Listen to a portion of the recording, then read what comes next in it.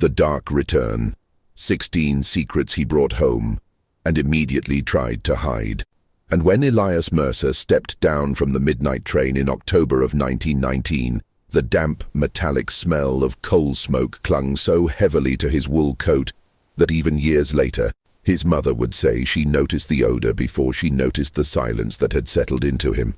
If you are listening to this account now, in whatever quiet hour the world has given you, it may be worth noting where you are and what time it is, not as a formality, but because the story of Elias Mercer was never meant to travel very far beyond the town that spent decades trying to convince itself it had misunderstood what it saw. Millhaven, Ohio, in the autumn of 1919, was not a place that welcomed disturbances. It was a town built on repetition. Red clay streets pressed flat by wagon wheels. Storefront windows that changed displays only with the seasons. Church bells that rang on schedule so reliably that most residents could tell the time without ever looking at a clock. The war in Europe had ended the previous year, and the town was still learning how to receive its returning sons. Most came back altered in ways people could understand. Some were thinner. Some walked with a stiffness that never quite left. Some stared too long at nothing in particular. But they returned within the boundaries of expectation. They took jobs again. They married. They sat on their porches at dusk and relearned how to occupy the slow-moving hours of civilian life. Elias Mercer, before the war, had been the kind of man who fit perfectly inside those hours. He was born in 1893, the only son of Daniel and Margaret Mercer, who owned a narrow but dependable hardware store on Maple Street. Surviving records describe him with a consistency that borders on monotony. Church attendance, regular. School performance, steady. Employment, reliable. He was not remembered for brilliance or for trouble. He was remembered for being careful. Careful with measurements. Careful with money. Careful with his words. If Millhaven had been asked in 1916 to describe the young man least likely to bring uncertainty home from a war, many would have named Elias Mercer without hesitation. When the United States entered the Great War in April of 1917, Elias enlisted within the month. The local paper printed his name in a short column beneath grain prices and above a notice about a missing farm mule. There was no dramatic farewell, no long speeches on the platform. He left the way he had lived, quietly. The surviving military file for Private First Class Elias Mercer is, at first glance, unremarkable. Assigned to the 131st Infantry, deployed to France in early 1918. No official disciplinary marks, no recorded hospitalizations, no citations for extraordinary conduct. It is, in fact, almost unnaturally clean, and that is where the first discomfort begins, because men who spent extended time along the Western Front, particularly in the Meuse-Argonne sector, where Mercer's unit was briefly assigned, rarely returned without some notation. Even minor illnesses were typically documented. Even short field treatments left a paper trail. In Mercer's file, there is nothing until October of 1919, the night he came home. The station log from Millhaven records the arrival time precisely, 11:42 p.m. Weather conditions, cool, light ground fog. Personnel present, Station Master L. Grady, Porter Samuel Klein, and Mrs. Margaret Mercer. What the log does not capture, but what all three witnesses later described independently, was the pause. When Elias stepped down from the train car, he did not immediately move forward. He remained on the platform step. Still, not with the loose fatigue of a tired soldier, but with the contained stillness of a man listening very carefully for something beyond the range of ordinary hearing. Samuel Klein would later testify that Mercer's eyes moved first to the dark edge of the platform, then to the roofline of the freight shed, and only then to his mother, standing directly in front of him. It lasted perhaps 3 seconds, but in small towns, people remember pauses. Margaret Mercer embraced her son. She wept. She told neighbors the next morning that he felt thinner, colder than she expected. What she did not say publicly, but later told Dr. Harold Wexley in confidence, was that Elias did not fully return the embrace. His arms came up, but slowly, as if the motion required deliberate calculation. The first secret revealed itself within 48 hours. Elias did not unpack. This detail might have passed unnoticed in most households, but Elias had always been methodical to the point of habit. Before the war, he was known to empty travel bags within minutes of arriving home. His mother once remarked he disliked unfinished states, yet the army trunk remained closed at the foot of his narrow bed. 3 days passed. 5.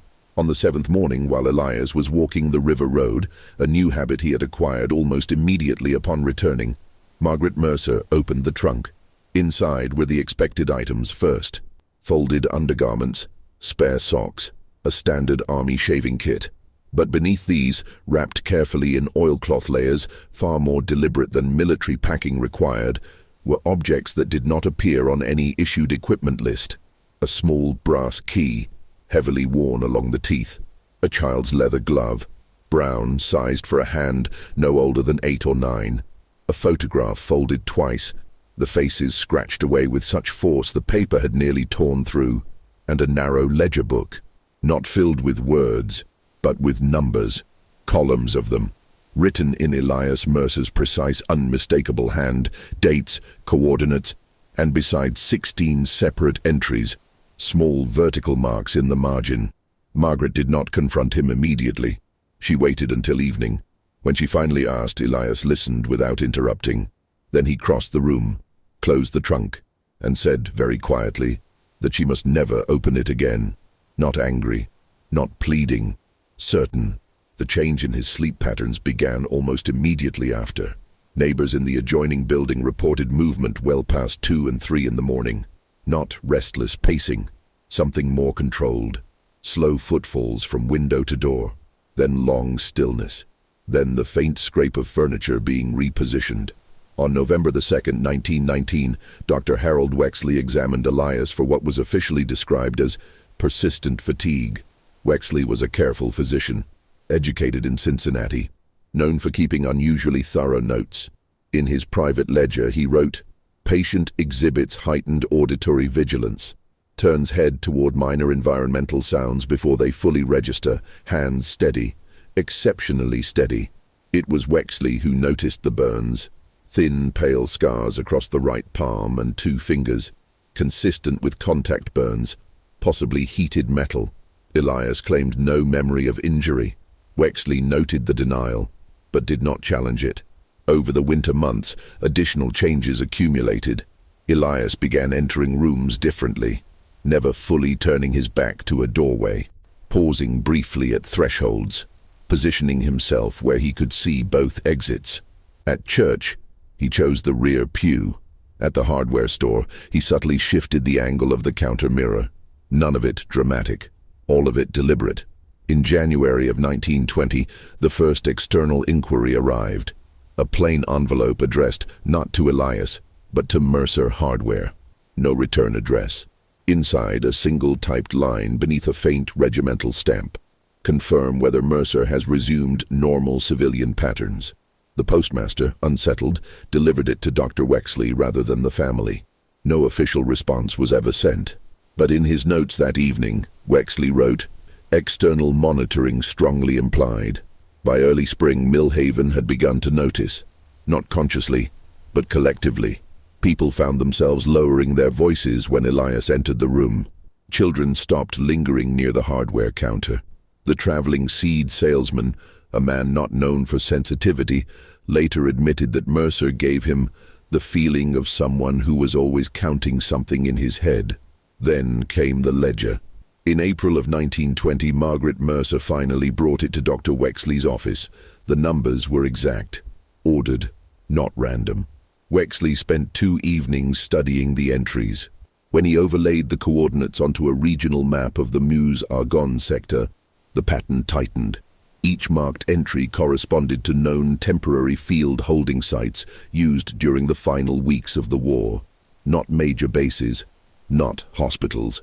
Interim processing points, places men passed through quickly or disappeared from quietly. Wexley did not notify authorities. Instead, he began structured observation. Over the next 2 years, he documented what he privately labeled protective behaviors. By mid-1922, he had counted 12. Curtains drawn at irregular but patterned intervals. Doors never fully latched. Windows checked twice before sleep. Mirrors repositioned to widen sight lines. By late 1923, the number reached 16, the same number marked in the ledger. The connection remained unspoken until December of 1927. That winter, a former serviceman named Thomas Ridley passed through Millhaven. Records confirm he served within the same division as Mercer, though in a different company. When Ridley entered the hardware store, witnesses later described a pause between the two men that felt measured, not surprise, recognition of something unspoken. They spoke briefly, too quietly to overhear. Ridley left town the next morning. 3 days later, Dr. Wexley received a telegram. 5 words. "He never told you, did he?" From that point forward, Wexley's notes changed in tone. Less clinical, more cautious. "Subject is not exhibiting memory loss," he wrote. "Subject is actively maintaining compartmentalization." Through the late 1920s and into the early 1930s, Elias Mercer lived what appeared from a distance to be a stable civilian life. He took over the hardware store, paid taxes promptly, maintained church attendance. But the small adjustments never stopped. Chairs subtly repositioned. Doors left fractionally open.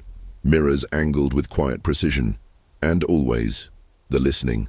In 1934, Dr. Wexley received one final communication bearing War Department markings. The contents were brief. Advise if subject displays persistent pattern retention or concealment behaviors. Wexley never replied. But that night, in the margin of his private ledger, he wrote the line that would later trouble every historian who examined the case. Subject is not forgetting. Subject is guarding something specific.